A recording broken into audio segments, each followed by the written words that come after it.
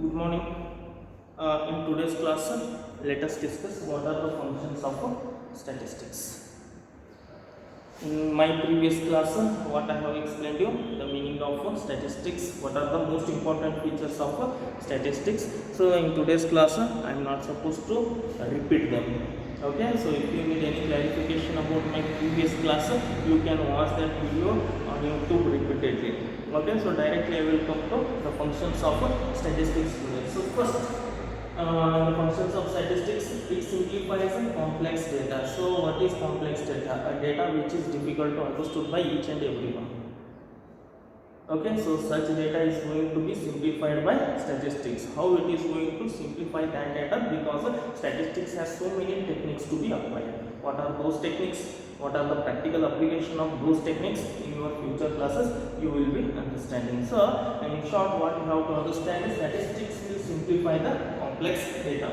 And then second one, it provides technique for comparison. Okay, so it may be the case of business, or it may be the case of our personal life, or whatever.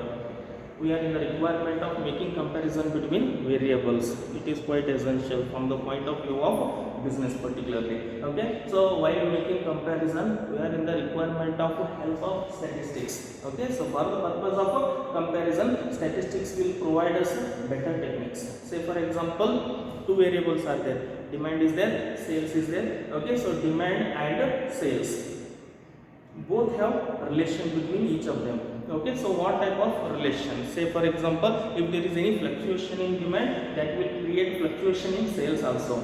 So therefore, to what extent there is correlation between sales and demand for making comparison. So for making comparison, statistics will provide a better technique, that is called correlation and regression. What is correlation, what is regression? In your semester number 4 you will come to know. So in short, what you have to understand, it provides techniques for making comparison between variables. Third one, it helps in formulating policies. So policy means what? The mechanism of running our business, the system that we need to follow in our business. So is there any requirement of changing our system? So as we all know, change is quite essential of life of business. Okay, so therefore in every step of our life, in every step of our business life, we have to bring some changes. Okay, we have to bring some changes in our policies. So therefore, while changing the policies, what should be our policy? What should be our policy? So therefore, for changing any policy, we need some researched information. So researched information, it is available in the case of statistics. Okay, so therefore statistics will help us in formulating new policies, and then next it helps in forecasting. So we have to predict the future. Here forecasting is nothing but making prediction about the future. So therefore, how to predict future? We are not God, we are human being. Okay, we cannot make exact prediction of future, but to some extent, we must predict the future consequences or future upcoming. So therefore, to predict future, statistics will provide us better technique. What type of technique? Say for example, a technique is that is time series.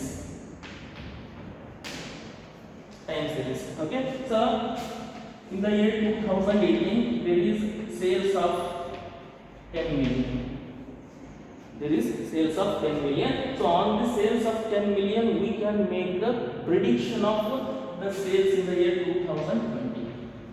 That is the technique of time series, which is part of statistics. So therefore, statistics will help us in forecasting the future. And then next, it helps in formulating hypothesis. What is hypothesis? What is hypothesis? In the case of research, okay, so we take a particular problem, we create a solution for that problem. Okay, so in the process or in the context of creating a possible solution, we have to make some assumptions. We have to take the data, we have to observe that data, we have to analyze that data, and then we have to make some assumption why it is like that. Why it is like that. So our particular assumption is called as hypothesis. For setting hypothesis, we have to look towards the distribution of data. We have to look towards the distribution of data. So if it is continuous data, so what is continuous data? Later you will come to know. If it is continuous data, we have to use technique provided by statistics, that is normal distribution. By the application of normal distribution, we can set our hypothesis. So without setting hypothesis, we cannot create any possible solution for any problem. That is the basic thing you have to understand. Okay, unless we set proper hypothesis, we cannot create any solution. In my first ever class, I have explained you what is research. Research is process of identifying problem and thereby creating a possible solution. So for the purpose of creating possible solution for any problem, so first of all we have to make judgment. We have to make assumption about that particular problem. So that judgment is called as hypothesis, and in the case of setting hypothesis, definitely we take the help of statistics techniques. That may be normal distribution, that may be binomial distribution, that may be Poisson distribution, whatever. So for setting hypothesis, there are some techniques available in statistics. So these are the most important functions of statistics. Okay, so in my next class, let us understand what are the advantages of statistics and what are the disadvantages of statistics.